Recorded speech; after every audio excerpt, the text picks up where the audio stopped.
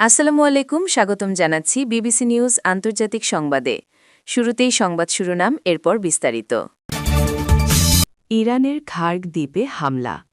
ইরানের রেল সেতুতে ইসরায়েলি হামলায় নিহত ২।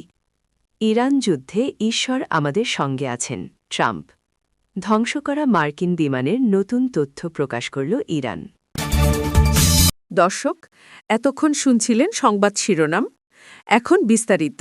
আপনি যদি ইসরায়েলের ধ্বংস চান এবং মুসলিমদের পাশে থাকেন, তাহলে ভিডিওতে লাইক করে চ্যানেলটি অবশ্যই সাবস্ক্রাইব করে দিবেন এবং আপনার মূল্যবান মতামত অবশ্যই কমেন্টে লিখে জানিয়ে দিবেন। এখন বিস্তারিত।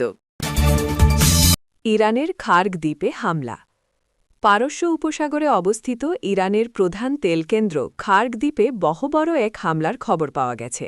প্রাথমিকভাবে জানা যায় এই কৌশলগত গুরুত্বপূর্ণ দ্বীপে আঘাত হানা হয়েছে, যা নিশ্চিত হলে চলমান সংঘাতের ইতিহাসে একটি বড় ধরনের মোড় পরিবর্তনকারী ঘটনা হিসেবে বিবেচিত হবে। এর আগেও বিভিন্ন সময় খার্গ দ্বীপে হামলার ঘটনা ঘটেছে, তবে সেগুলো ছিল মূলত দ্বীপটির সামরিক স্থাপনা কেন্দ্রিক।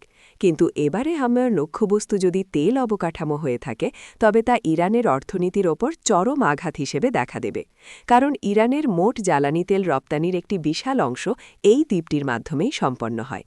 বর্তমানে খবরের সত্যতা নিশ্চিত করার চেষ্টা চলছে এবং এই হামলার খবর নিশ্চিত হলে ইরানের জ্বালানি খাতের ওপরের প্রভাব হবে সুদূর প্রসারী ও বহবয়।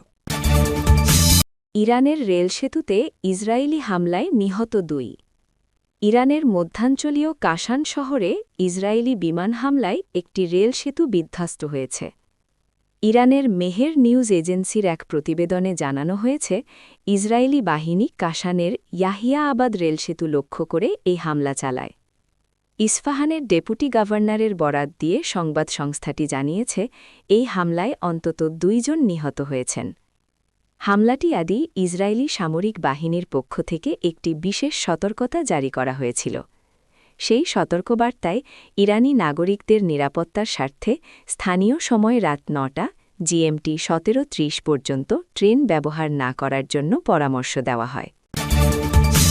ইরান যুদ্ধে ঈশ্বর আমাদের সঙ্গে আছেন, ট্রাম্প।